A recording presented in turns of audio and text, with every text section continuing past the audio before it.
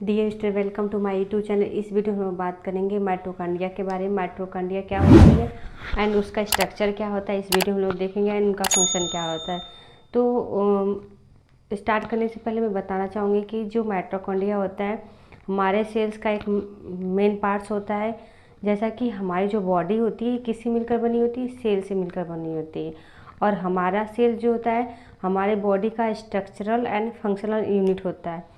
और उस सेल में बहुत सारे ऑर्गेनेल्स होते हैं, बहुत सारे स्ट्रक्चर होते हैं जिनको हम लोग क्या बोलते हैं, ऑर्गेनेल्स बोलते हैं। जैसे हमारी बॉडी में बहुत सारे ऑर्गन होते हैं, उसी तरह हमारे सेल के अंदर भी बहुत सारे ऑर्गेनेल्स होते हैं। उसी ऑर्गेनेल्स के बारे में एक हम लोग स्टडी करने वाले हैं, क्या, माइटोकॉन्ड्रिया। तो माइटोकॉन्ड्रिया क्या होता है, आइए देखते हैं। तो माइटोकॉन्ड्रिया दो वर्ड्स मिलकर बना है। माइटो मीन्स क्या होता है, थ्रेड, एंड कॉन्ड्रिया मीन्स होता है ग्रेन्यूल्स। मतलब ये जो स्ट्रक्चर होते हैं, ग्रेन्यूल्स मीन्स क्या होता है, ग्रेन।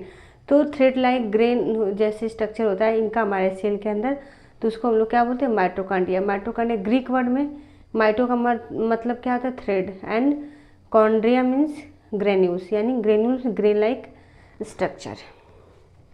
तो थ्रेड, ग्रेन लाइक स्ट्रक्चर को हम लोग क्या बोलते हैं, माइटोकॉन्ड्रिया। ठीक है, तो उसके बारे में हम लोग स्टडी करेंगे। ठीक,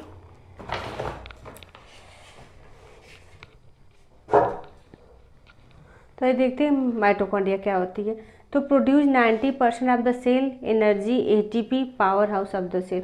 जो हमारे सेल्स में एनर्जी प्रोड्यूस होती है, 90% एनर्जी किसके थ्रू प्रोड्यूस होती है, माइटोकॉन्ड्रिया के थ्रू। इसलिए इसको हम लोग क्या बोलते हैं, power house of the cell.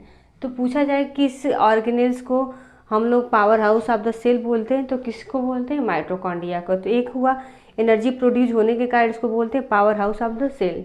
ठीक है, convert nutrient into ATP in the presence of oxygen, जिसको बोलते हैं एरोबिक रेस्पिरेशन। अब क्या है, जो हम लोग भोजन करते हैं, चाहे वो प्रोटीन हो, चाहे कार्बोहाइड्रेट हो, चाहे वसा हो, उसको तो न्यूट्रिएंट मतलब कन्वर्ट करते हैं न्यूट्रिएंट, और उस न्यूट्रिएंट को स्टोर के रूप में, एटीपी के रूप में कन्वर्ट करने का काम कौन करता है, माइटोकॉन्ड्रिया। और उस हमारे न्यूट्रिएंट को एटीपी के रूप में कन्वर्ट करती माइटोकॉन्ड्रिया, लेकिन किसके प्रेजेंस में करती, ऑक्सीजन के प्रेजेंस में। ऑक्सीजन की प्रेजेंस रहेगी तभी ये कन्वर्ट करेगी न्यूट्रिएंट को इनटू एटीपी फॉर्म में। अगर हम लोग जब भोजन नहीं करेंगे तो यही एटीपी ब्रेक करके हमको ऊर्जा मिलती है। अगर आप 2 दिन 3 दिन भोजन ना करो तो हमें ऊर्जा कहाँ से मिलेगी, जो ये एटीपी के फॉर्म में माइटोकॉन्ड्रिया ने अपने एनर्जी को स्टोर किया है, उससे हम लोग क्या मिलती है, एनर्जी मिलती है। एटीपी ब्रेक होती है और हमको क्या मिलती है, एनर्जी। और एटीपी का फॉर्मेशन किसके प्रेजेंस में होता है, ऑक्सीजन के प्रेजेंस में, जिसको बोलते हैं एरोबिक रेस्पिरेशन। ठीक है, और number depend upon physiological activities of the cells. जैसे मतलब कहने का मतलब क्या है, बहुत सारी सेल्स होती हैं जिनको कोई फिजिकल एक्टिविटी नहीं करनी पड़ती, बहुत सारी सेल्स हमारी जैसे, और बहुत सारी सेल्स होती हैं जिनको बहुत सारी फिजिकल एक्टिविटी करनी पड़ती है। तो हमारी जो मसल्स की सेल है, मसल्स की सेल उनको ज़्यादा फिजिकल एक्टिविटीज़ करनी पड़ती है, तो उस वहाँ पे ज़्यादा माइटोकॉन्ड्रिया होती है, क्योंकि वहाँ पे ज़्यादा हमको एनर्जी चाहिए होती है। और कुछ सेल ऐसी होती हैं जिनको कोई फिजिकल एक्टिविटी नहीं करनी पड़ती है, तो उसको क्या चाहिए होता है, माइटोकॉन्ड्रिया नहीं भी रहेगा तो उसका काम चलेगा। तो हमारे कौन से ऐसी सेल्स हैं जिनको माइटोकॉन्ड्रिया की ज़रूरत नहीं पड़ती है, तो बात करते हैं रेड ब्लड सेल। जो हमारे रेड ब्लड सेल है, आरबीसी में के सेल्स में कोई माइटोकॉन्ड्रिया नहीं होती। क्यों, क्योंकि उसको कोई फिजिकल एक्टिविटी उस सेल को नहीं करनी पड़ती है। ठीक है, एंड बात करें लीवर सेल और मसल सेल। जो हमारी लीवर सेल्स होती, मसल्स, जितनी भी मसल सेल्स हैं, कार्डियक मसल सेल ले लें, कार्डियक मसल सेल में बहुत ज़्यादा उसको वर्क करना पड़ता है, तो वहाँ पे भी माइटोकॉन्ड्रिया ज़्यादा होते हैं। बट और कहाँ पे माइटोकॉन्ड्रिया ज़्यादा होंगे, किस सेल में, जितनी सारी muscles, cardiac muscles and bones के अंदर भी, मतलब जो बोन मैरो, उस वहाँ पे भी क्या होते हैं, माइटोकॉन्ड्रिया बहुत ज़्यादा होते हैं, क्योंकि वो हमेशा जो सेल्स होती हैं क्या करती हैं, फंक्शन करती रहती हैं, तो वहाँ पे बहुत सारे माइटोकॉन्ड्रिया होते हैं। अगर मैं माइटोकॉन्ड्रिया की बात करूँ, जितने भी प्लांट सेल हैं चाहे एनिमल सेल हैं, सारे में माइटोकॉन्ड्रिया सभी की सेल माइटोकॉन्ड्रिया प्रेजेंट होती है, क्योंकि सारी सेल्स को क्या चाहिए, एनर्जी चाहिए होती है। लेकिन जो हमारे बैक्टीरिया होते हैं, बैक्टीरिया में के अंदर माइटोकॉन्ड्रिया नहीं प्रेजेंट होती है। ठीक है, अब हम बात करें इसके स्ट्रक्चर के बारे में, तो स्ट्रक्चर कैसा होता है, double membrane bound rod shaped, और कितनी लेंथ होती है, 1 to 10 माइक्रोमीटर लेंथ। मतलब ये जो माइटोकॉन्ड्रिया की स्ट्रक्चर है, किसका स्ट्रक्चर, माइटोकॉन्ड्रिया की कितनी लेयर होती है, कितनी मेम्ब्रेन होती है, 1 2, कितनी मेम्ब्रेन होती है, 2 मेम्ब्रेन होती है। ठीक है, और रॉड शेप होते हैं, saucer shape, saucer shape means तस्तरी लाइक, सॉसर शेप होते हैं, रॉड शेप होते हैं, और लेंथ कितनी होती है, 1 to 10 माइक्रोमीटर लेंथ में इतनी की लेंथ होती है। ठीक है, अगर इसके मेम्ब्रेन के बारे में, 2 मेम्ब्रेन होती है, ये जो आउटर मेम्ब्रेन होती है और एक इनर मेम्ब्रेन होती है। आउटर मेम्ब्रेन क्या होती है, स्मूथ होती है। ठीक है, उस पर कोई पार्टिकल्स नहीं होते, और इनर मेम्ब्रेन कैसी होती है, फोल्डेड होती है। तो बात करते हैं, जो इनर मेम्ब्रेन होती है किसकी बनी होती है, जो इनर मेम्ब्रेन है किसकी बनी है, फास्फोलिपिड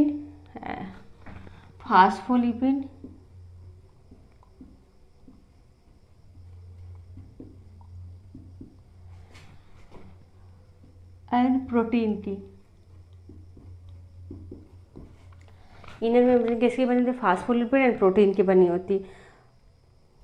और आउटर मेम्ब्रेन का फंक्शन क्या होता है, इनक्लोज इंटायर ऑर्गेनेल्स। इसके अंदर जितने सारे ऑर्गेनेल्स हैं, चाहे डीएनए हो, चाहे एटीपी सिंथेस हो, या F1 पार्टिकल्स हो, या क्रिस्टी हो, सबको कवर करने का काम किस लेयर का है, तो आउटर मेम्ब्रेन का।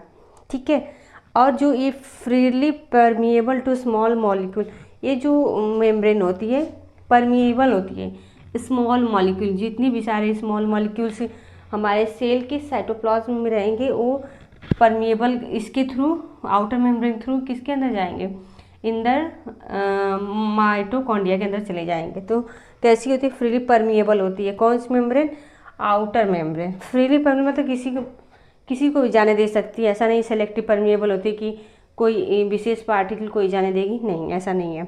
Transport large molecule through channel of the proteins, मतलब अगर लार्ज पार्टिकल को इसके थ्रू इंटर करना है, तो इसमें प्रोटीन के कुछ पार्टिकल्स होते हैं, उनके थ्रू ये क्या होते हैं, जो लार्ज मॉलिक्यूल होते हैं, इसके through protein particles, protein channel के थ्रू क्या करते हैं, इंटर करते हैं इनर द माइटोकॉन्ड्रिया। ठीक, वहीं हम लोग इनर मेम्ब्रेन की बात करें, ये तो आउटर मेम्ब्रेन की बात होगी। आउटर मेम्ब्रेन क्या करता है, इनक्लोज इंटायर ऑर्गेनेल्स, सारे इंटायर ऑर्गेनेल्स को क्या करके क्लोज करता है। ठीक, इनक्लोज करता है, फ्रीली परमिएबल है, किसके द्वारा, किस लिए, स्मॉल मॉलिक्यूल्स के लिए ये क्या है, फ्रीली परमिएबल है। Transport large molecule through channel to the protein, अगर लार्ज मॉलिक्यूल को पास करना है इनर माइटोकॉन्ड्रिया में, तो किसके थ्रू होकर जाएगा, प्रोटीन चैनल होता है एक, इसमें आउटर मेम्ब्रेन में कुछ प्रोटीन चैनल्स होते हैं, उसके थ्रू लार्ज मॉलिक्यूल इंटर करते हैं। अब इनर मेम्ब्रेन की बात करते हैं, तो इनफोल्ड फॉर्मिंग कंपार्टमेंट्स क्रिस्टी, जो इनर मेम्ब्रेन है, ये इनर मेम्ब्रेन है। ठीक है, इनर मेम्ब्रेन ये फोल्ड हो गई है, क्या हो गई, फोल्ड हो जाती है। इनर मेम्ब्रेन क्या कर दी, फोल्ड हो गई है। ठीक है, और इनर मेम्ब्रेन फोल्ड होकर क्या बनाती है, क्रिस्टी। ये सब क्या है, जो फोल्ड होकर ऐसे ऐसे फिंगर लाइक स्ट्रक्चर है, फिंगर लाइक स्ट्रक्चर को हम लोग क्या बोलते हैं, क्रिस्टी। ये क्या है, फिंगर लाइक स्ट्रक्चर, इसको हम लोग क्रिस्टी। क्रिस्टी कैसी होती है, finger like structure, finger like structure. और किससे बनी है, इनर मेम्ब्रेन फोल्ड हो जाती है, तो उससे क्या फॉर्मेशन होता है, क्रिस्टी। और क्रिस्टी सेल पे क्या होते हैं, ये राउंड राउंड शेप, ब्रैकेट की शेप के क्या होते हैं, F1 पार्टिकल, इसको बोलते हैं ऑक्सीसोम। ऑक्सीसोम का क्या काम होता है, सिंथेसिस ऑफ द प्रोटीन्स। क्या करता है oxysome, synthesis of the proteins, protein का सिंथेसिस करता है कौन, ऑक्सीसोम।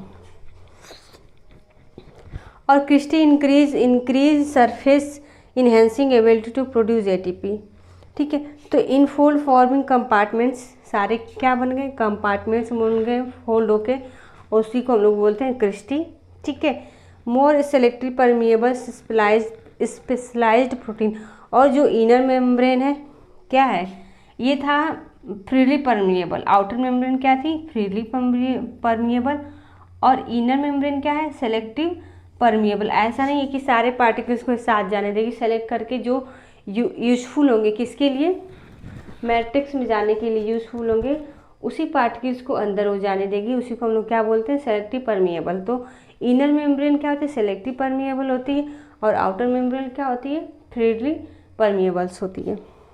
अगर हम लोग बात करें मैट्रिक्स क्या होता है, मैट्रिक्स किसके द्वारा, किस मेम्ब्रेन के द्वारा इनक्लोज रहता है, तो वो इनक्लोज रहता है इनर मेम्ब्रेन के थ्रू। तो इनर मेम्ब्रेन के अंदर जेल लाइक सब्सटेंस होता है, जिसके अंदर बहुत सारे माइटोकॉन्ड्रियल पार्टिकल्स सस्पेंड रहते हैं। किसमें, मैट्रिक्स के अंदर। कौन कौन से ऐसे पार्टिकल्स होते हैं जो मैट्रिक्स के अंदर होते हैं, DNA, enzyme, proteins, granules and ribosome, ये सारे मैट्रिक्स के अंदर सस्पेंड पार्टिकल्स होते हैं। तो हम 1 बाय 1 करके पढ़ेंगे। मैट्रिक्स, तो मैट्रिक्स होता है space enclosed bye inner membrane, जो इनर मेम्ब्रेन के द्वारा क्या होता है, कवर्ड होती है या इनक्लोज होती है। और मैट्रिक्स कैसी होती है, जेल लाइक होती है। अब देखिए हम लोग पढ़ें कि जो हमारा डीएनए होता है, हमारे डीएनए में ही बस माइटोकॉन्ड्रिया पाया जाता है, लेकिन जो माइटोकॉन्ड्रिया इसका खुद का डीएनए होता है, ठीक है। तो इसका खुद का डीएनए होता है, तो डीएनए इंडिपेंडेंस होता है, इनके इंडिपेंडेंस होता है। सर्कुलर डीएनए, ये जिसको बोलते हैं माइटोकॉन्ड्रियल डीएनए। तो हमारे माइटोकॉन्ड्रिया के अंदर भी डीएनए होता है, जो कैसा होता है, सर्कुलर होता है, ठीक है। तो जिसको हम लोग क्या बोलते हैं, माइटोकॉन्ड्रियल डीएनए बोलते हैं। एंड एंजाइम होते हैं, कौन से एंजाइम होते हैं, एटीपी सिंथेज एंजाइम। कौन से, एटीपी सिंथेटेज, ठीक है। एटीपी सिंथेज एंजाइम होते हैं जो क्या करते हैं, सिंथेसिस करते हैं किसका, एटीपी का। किसका सिंथेसिस करते हैं, एटीपी का। एंड प्रोटीन्स होते हैं, मैट्रिक्स के अंदर प्रोटीन्स होते हैं। प्रोटीन्स का क्या काम होता है, प्रोटीन जो हमारे जो मॉलिक्यूल्स होते हैं इंटर करते हैं हमारे माइटोकॉन्ड्रिया के अंदर, उसको बाहर ले जाने का काम और अंदर ले जाने का काम किसका काम होता है, प्रोटीन्स का काम होता है। एंड ग्रेन्यूल्स होते हैं, राइबोसोम होते हैं। ग्रेन्यूल्स एंड राइबोसोम का हेल्प का वर्क क्या होता है, help in the protein synthesis. ये क्या करते हैं, प्रोटीन के सिंथेसिस में हेल्प करते हैं माइटोकॉन्ड्रिया के अंदर। अब बात करते हैं हम लोग फंक्शन। माइटोकॉन्ड्रिया का फंक्शन क्या होता है, तो प्रोड्यूसिंग एनर्जी। हमारे अंदर जो एनर्जी आ रही है बात करने की, चलने की, फिरने की, दौड़ने की, खाने की, फिर जितनी सारी एक्टिविटी हम करें, किसके थ्रू, माइटोकॉन्ड्रिया के थ्रू ही करें, क्योंकि वो क्या हमारे सेल में कर रही, प्रोड्यूस क्या कर रही है, एनर्जी प्रोड्यूस करती है। इसको बोलते हैं, तो क्या करती है, प्रोड्यूसिंग एनर्जी। एनर्जी क्या करती है, प्रोड्यूस करती है, ठीक है। इसका मेन फंक्शन है। बाकी सेल जो हमारे बॉडी के सेल्स डेथ हो जाते हैं, उनको क्या बोलते हैं, एपोपोटोसिस। क्या बोलते हैं, एपोपोटोसिस। अब सेल डेथ कैसे होती है, कोई सेल पुरानी हो गई या कोई सेल में इन्फेक्शन हो गया तो सेल डेथ कर जाएगी, तो उसको, उस सेल को क्या करने का काम, मारने का काम, किल करने का काम किसका काम होता है, माइटोकॉन्ड्रिया का।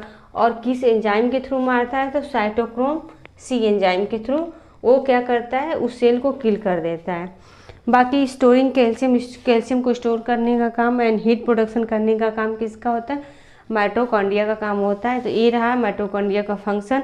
आई होप आप लोगों को ये वीडियो पसंद आई होगी। अगर आपको वीडियो पसंद आए तो please like, share and subscribe.